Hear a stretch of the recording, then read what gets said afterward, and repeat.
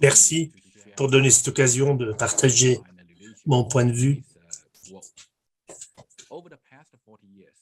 Depuis 40 ans, la Chine a créé un record mondial historique.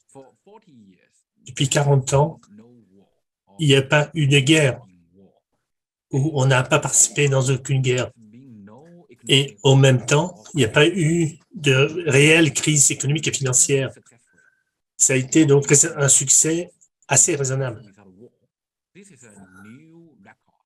C'est un nouveau record que les États-Unis, l'Union européenne, le Royaume-Uni, l'Allemagne et le Japon, ils n'ont pas atteint cet objectif. C'est un phénomène nouveau de l'économie et de la politique internationale. Et ce mystère doit être révélé. Aux yeux des think tanks et des médias occidentaux, la Chine est mauvaise, est un pays malicieux et critiquable. En réalité, cette pensée,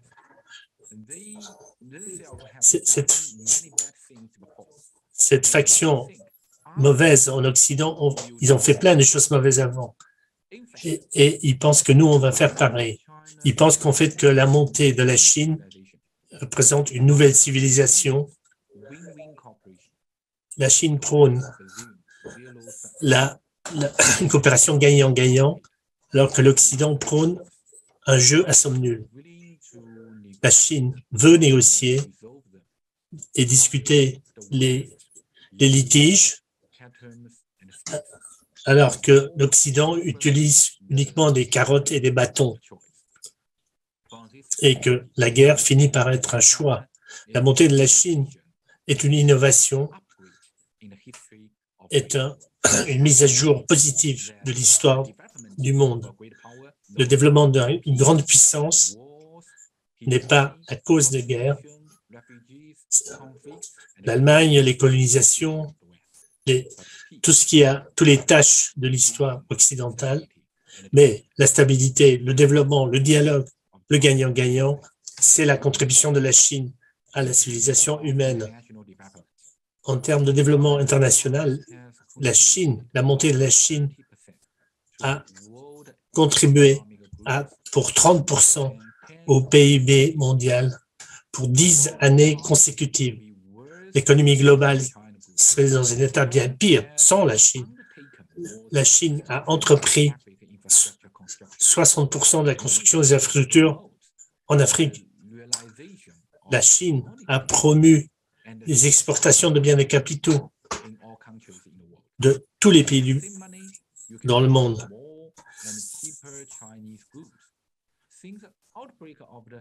Depuis l'éclatement de la pandémie COVID-19, la Chine a exporté à peu près la moitié des masques et des ventilateurs nécessaires pour la population mondiale. Maintenant,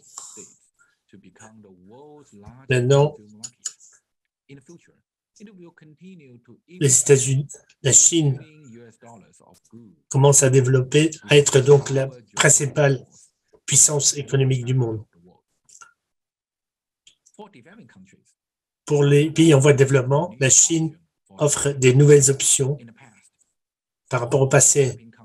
Tous les pays en voie de développement étaient obéir au consensus de Washington, c'est-à-dire presque 80 ans après la Deuxième Guerre mondiale, c'est-à-dire de tout privatiser, le modèle néolibéral, imposant donc des bas salaires, et ils ont pu sortir de cela. La Chine, le pays le plus peuplé, a fait des sauts de grenouille, des progrès qualitatifs, cassant donc ce consensus de Washington. Le PIB a remonté de, si j'ai bien compris, 80 fois, et la Chine a pu devenir donc un pays de prospérité moyenne.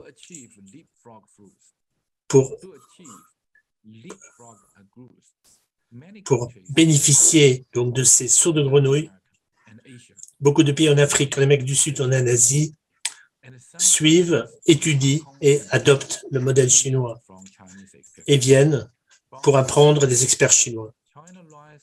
La Chine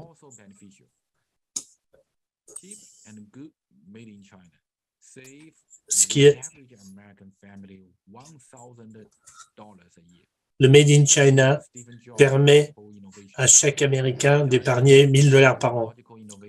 Les innovations technologiques et scientifiques chinois ont été des moteurs du développement. La Chine a rejoint la plupart des organisations internationales établies après la Deuxième Guerre mondiale et c'est devenu une force qui défend l'ordre international.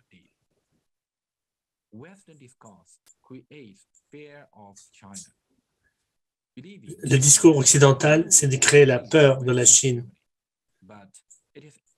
On prétend que la Chine est une menace, mais en réalité, il s'agit d'un pays qui n'obéit pas leurs ordres, donc ils ne peuvent plus faire ce qu'ils ont envie de faire. Cet avertissement donné à la Chine est arrogant et égoïste. Chaque pays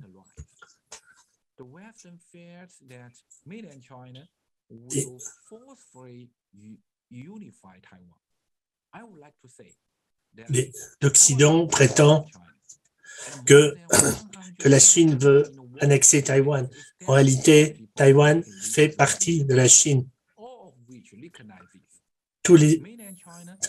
La Chine continentale a travaillé durement pour un rapprochement pacifique avec Taïwan. C'est les États-Unis, je pense, qui provoquent, qui vendent des armes à Taïwan et qui jouent, qui aggravent les tensions. J'ai confiance que la Chine va pacifiquement se rapprocher, s'unir avec Taïwan.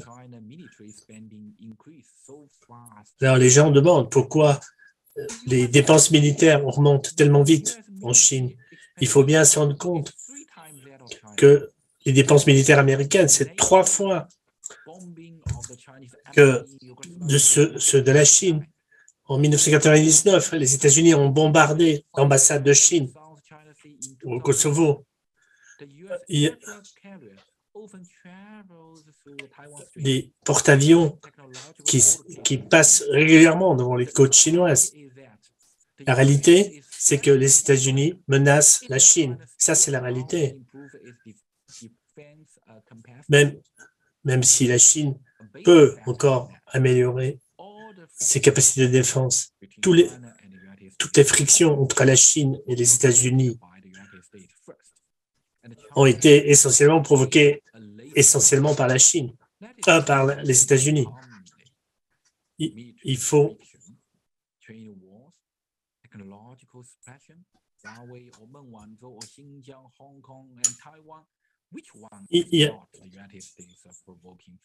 toutes ces questions, la tension à Hong Kong, Taïwan, toutes ces questions ont été exacerbées par les États-Unis. De plus que la Chine devient puissante, de plus, les États-Unis vont être dissuadés de ne pas attaquer la Chine. Si la Chine sera plus forte, le développement sera plus pacifique et plus développé. Donc, voilà ma conclusion. Merci.